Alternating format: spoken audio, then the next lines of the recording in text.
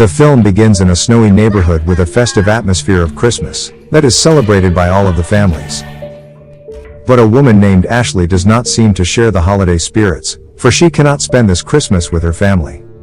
Ashley is instead on her way to the home of family who's asked her to babysit their 12-year-old son, Luke, who just had his wet dream for the first time.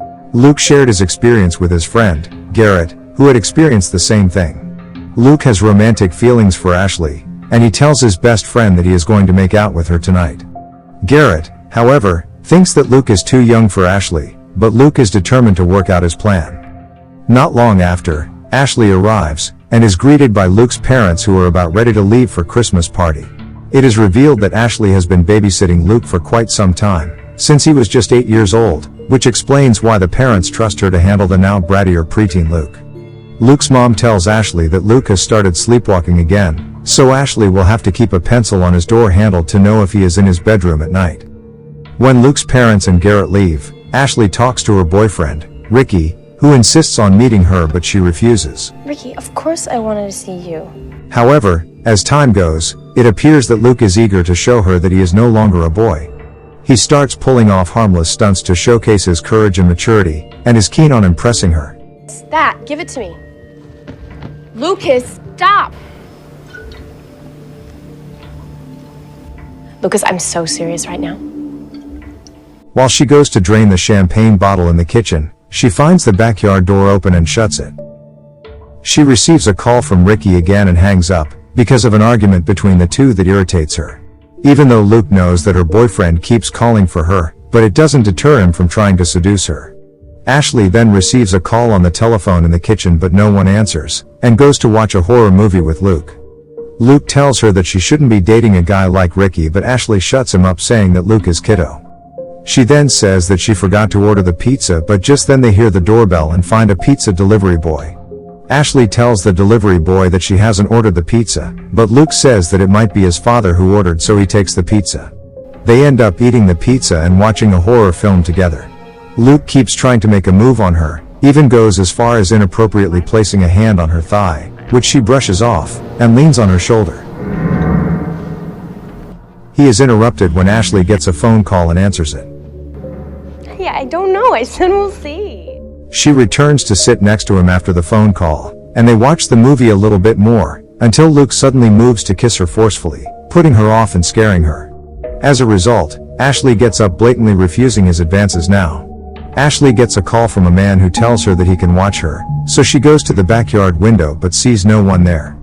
She then discovers that the back door is open, and quickly asks Luke to pass her phone to her, but he accidentally drops it in the fish tank. But I'm not scared. We don't... No one's there. See? I'm scared.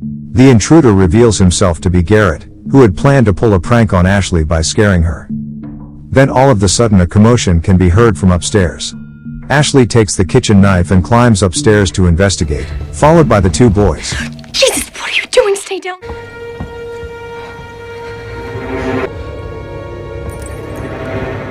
They find that someone has broken the window on the second floor by throwing a brick at it. Ashley tries to use the landline to make a call, and is surprised to find that there is no reception. The three of them find out that they're no longer able to access the internet, nor call anyone with the landline. They plan to escape with Ashley's car, but finds that somebody has slashed her tire with a knife. Get against the door. Garrett then returns downstairs to reveal that there is a writing on the brick that says that they mustn't leave the house, or they'll die. Garrett, however, becomes panicked and doesn't heed the warning and makes a dash to the front yard, where an unrevealed figure shoots him. What happened to Garrett? Shh.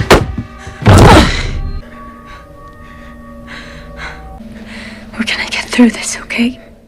Scared, Ashley and Luke move to hide from the intruder.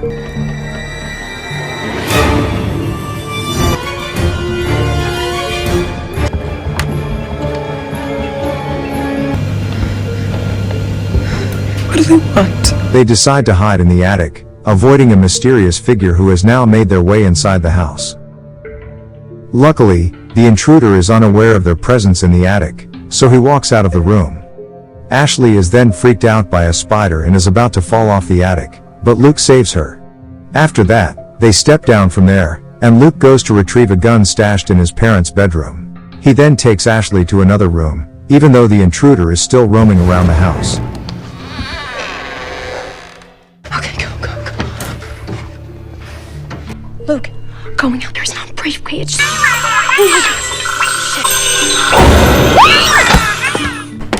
The intruder steps in the room, and not long after Ashley recognizes that the intruder's mask belongs to Luke. So she forces the intruder to take his mask off, revealing that he is Garrett.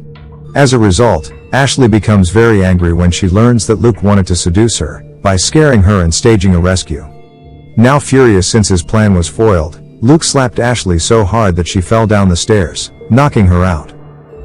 As Ashley wakes up, she realizes that she has been tied to a chair with her mouth taped shut, while Luke and Garrett casually move around the house. Luke confesses his love for Ashley despite their 5 years age difference. The two boys then force her to play in a game of truth or dare, in which he demands to know whether Ashley has had sex with other men, and Garrett challenges Luke to grope her breast. Right or left? Garrett and Luke then get into an argument, with Garrett telling Luke that Luke should challenge Garrett to touch Ashley, which Luke refuses to do. When Ashley is left alone in the room, she finds a flashlight, grabs it, and shines it at the window, sending Morse codes for help. Let's get this over with. It's the plan. She won't remember any of this. Trust me. However, she gets caught when Luke and Garrett return, and the flashlight is taken away. Luke then forces her to consume a drink that will make her forget everything when she wakes up the next day, but she hits the bottle and it gets broken. Bitch!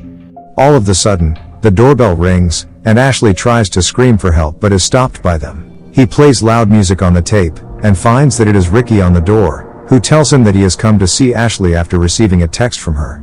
Luke tells Ricky that Ashley is annoyed with Ricky, and doesn't want to see him anymore.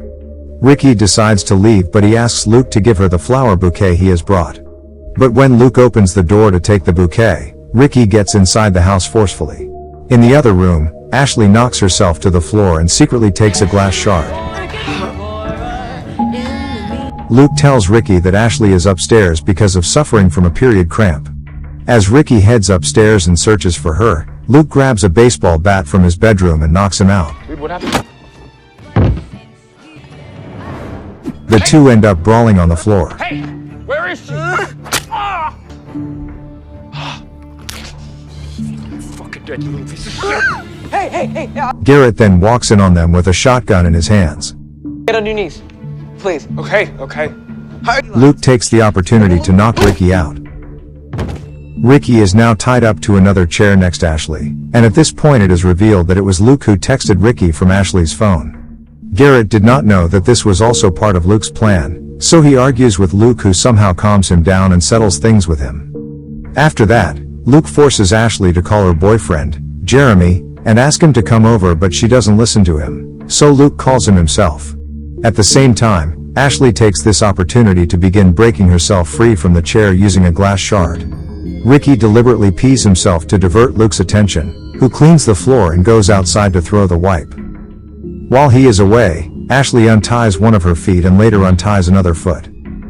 Unfortunately, things just get worse for Ricky, as Luke and Garrett drag him away from the room. Luke is palpably jealous, not sitting well with the fact that there is another man in Ashley's life. As a result, Luke comes up with a sick idea to harm Ricky, while in the other room, Ashley manages to fully break free from her binds. She goes to the foyer, holding a gun and threatening Luke to not hurt Ricky. But then Luke flings down the brand new can of paint he's holding, bashing Ricky's skull and killing him. Ashley and Garrett now stand there astounded, gasping at the horrific sight. She then pulls the trigger, but as it turns out, the pistol isn't loaded all along. She then makes a dash out of the house. But her effort is futile as Luke manages to drag her back inside once more.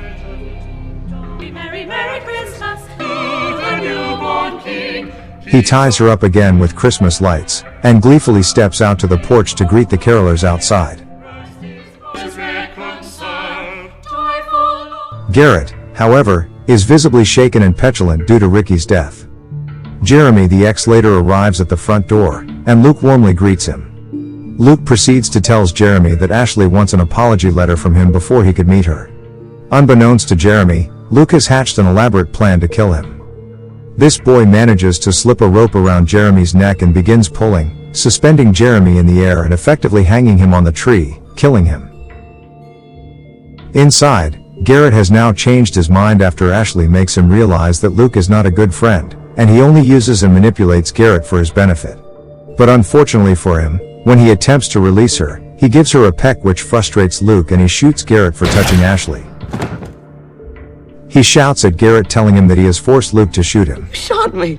Look what you made me do. Luke finally shoots a finishing blow, killing him as well. After witnessing everything that has occurred, Ashley has now lost hope. Luke tells her about how his mother used to care for him and love him, but then she stopped and he's not sure why. Ashley claims to know why, but she remains silent and does not respond. Frustrated, Luke finishes her off with a knife.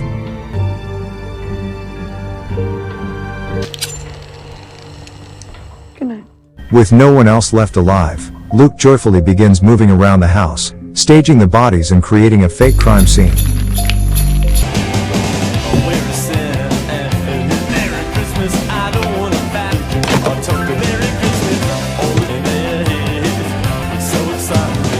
Finally, he goes to bed and remembers to keep the pencil on his door handle.